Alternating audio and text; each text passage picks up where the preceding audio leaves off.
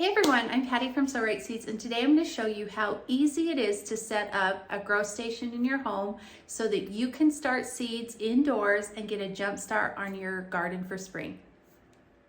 You'll need a nice shelf to put your trays on. I really like this 24-inch wide one because you can see that the 10 by 20 trays fit all the way across. This one's rubber coated so it doesn't rust. And this is probably my favorite shelf that we have. We have some other metal ones as well that are only 18 inches wide, and they do work. The plants just aren't right under the lights as well as I would like with that one. The next thing you'll need some trays. I like the 10 by 20 trays, and then you'll need inserts to plant your seeds in. I really like the larger inserts so that your plants have a little bit more room and you can keep them in the grow station longer. If you do the really small cells, you'll find that they need to be potted up or transplanted a lot sooner.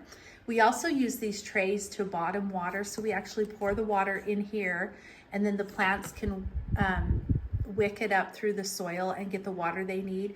This lets the soil stay nice and moist from bottom watering, and we let I just watered so you can see that it's wet in there, but it will wick it up, and then I'll water it again in a day or two when it needs some more water. So we want to keep the soil inside the cells moist and not let them dry out, but they don't need to be soggy either.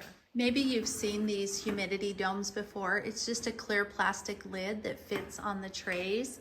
And what this does is it helps slow down evaporation, and this keeps your soil moist and your seeds moist, and it helps them germinate better. You can also use saran wrap from your kitchen, but this is something we might use for 3 or 4 days and then actually take it off after the seeds have germinated. These shop lights are attached together on a row, and for each row there is a switch so you can turn them off and then on. One important thing that I added last year was a timer that had lots of room for plug-ins. So I have a plug-in for each row of lights and then also for a fan.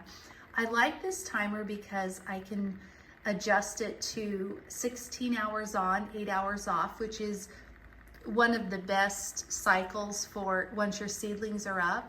If your seedlings aren't up yet, you could leave it on for 18 hours. Another tip that I want to give about the grow lights is we actually have found that having our lights about 4 to 6 inches above the seedlings works really well.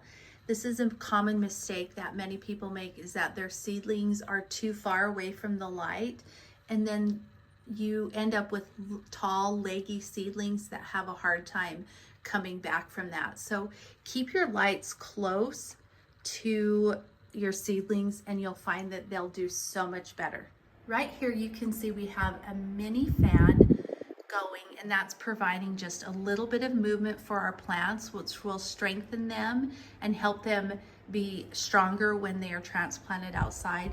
And it also allows for the top of the soil to just not be too moist, and so that you don't get some of that green mold that grows on the tops. Now under some of our trays we have these heat mats, and they're just a mat. They fit the size of the tray and they just plug in, and then you can use them to warm the soil of the varieties that need that warmer temperature of the soil. So for example, tomatoes and peppers, if you have the soil at the right temperature, which is like in the 80s, your tomato seeds will germinate so much faster, and also your pepper seeds. And then once they germinate, like these are up now, I can actually remove this heat mat out because I need it there for germination, but it's not really necessary afterward. I mean, another thing you'll need is just a watering can to water your plants with. I like to keep one handy somewhere near the grow station so that I can fill it up and then have it right by the plants when I need it. I know many people are nervous about fertilizer,